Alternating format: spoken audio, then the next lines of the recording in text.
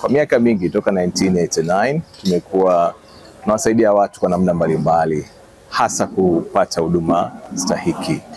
Na kila mwaka tumekuwa tunaadhimisha siku kama hizi.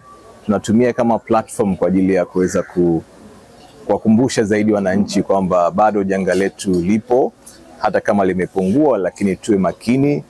Kama kuna elimu yoyote tunatoa, lakini kwa njia pekee sisi kama WAMATA, kama taasisi ambao tunafanya kazi bega kwa bega na serikali, tunajua serikali na majukumu mengi, imebeba mzigo mkubwa sana katika hili, na sisi tunachukua nafasi yetu kama taasisi kuhakikisha kwamba wale walengwa, wale ambao tunawasaidia wanaendelea kupata huduma. Nimekuja na hii platform ya kuweza fundraise kwa ajili ya mahitaji ya watu wanaoishi na VVU, hasa pia wale ambao pia wamepata na saratani.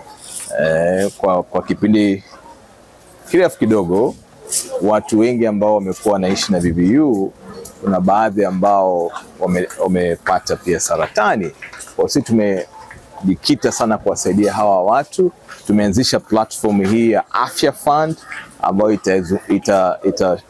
itakuwa inatumika duniani kote kuhakikisha kwamba wale wote ambao wanaweza wakachangia chochote kile, basi kitachangiwa na kitaratibiwa kwenda kuwasaidia hawa watu. Kwa sisi kama WAMATA na wadau wengine tumeona tumuunge mkono rais wetu na serikali yetu kuhakikisha kwamba Watanzania wote wanapata bima ya afya, na isiwe tu mara moja, bali iwe endelevu. Kwa tutatoa bima, lakini pia tutaelimisha watu, wataanza kusave kidogo kidogo, ili kesho na kesho kutwa waweze kuanza kujilipia bima ya afya. Tumeungana na WAMATA katika kuempower jamii. Umuhimu wa chakula ni dawa.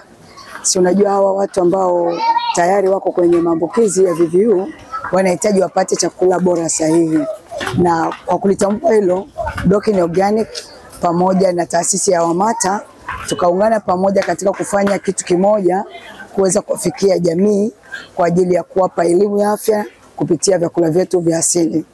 Na tumekuwa tukitoa elimu kwa jamii kuanzia jinsi gani ya kulima, jinsi gani ya kuchakata, jinsi gani ya kula. Na kupitia vyakula vyetu ambavyo tunazalisha Dokin Organic, tumefanya kazi sambamba na WAMATA kuhakikisha jamii inakuwa na afya stahiki. Ili chakula kiwe bora sahihi, lazima kizalishwe kwenye mfumo wa ekolojia au organic farming. Ni kile chakula ambacho hakina kemikali za kiwandani, kuanzia mbegu, mbolea, viuatilifu mpaka kuja kuhifadhi. Kwa hiyo chakula ambacho hakijazalishwa na kemikali za kiwandani ndio chakula ambacho kinaitwa bora sahihi au organic foods. Uhitaji ni mkubwa sana, sio HIV tu, lakini nazungumzia ili kundi kwa sababu ni siku yao maalum. Ndio maana leo WAMATA imekuja na hiyo programu ya Afya Fund, na tumepata leo kuanzishwa mfuko, na tumeweza kuchangiwa $500,000 na balozi wa Iran, na amesema ataendelea, ni mwanzo mzuri. Lakini sisi wenyewe kama Tanzania tumeweza kutoa bima 200, lakini kwenye kukata keki peke yake tumeweza kupata bima 80. Kwa hiyo tunawashauri wa Tanzania waje wachangie mfuko huu ili tuweze kuwanusuru ndugu zetu, watoto wetu, kizazi chetu. VVU na ukimwi ni janga ambalo limekuwepo muda mrefu na linaendelea kuwepo. Kwa hiyo mazungumzo yanaongelewa ili kuweza kukumbushana na kueleweshana, kwa sababu kila siku tafiti zinafanyika mpya, na knowledge au tunasema taarifa mbalimbali kuhusiana na HIV/AIDS zinabadilika na kuongezeka. Tuseme kwamba kwa sasa hivi hali bado sio nzuri, kwa sababu tukichukua mpaka hii leo tunavyoongelea, kuna kama au takribani watu milioni 40.8 duniani kote wanaishi na virusi vya ukimwi, na katika hao 53% ni wanawake.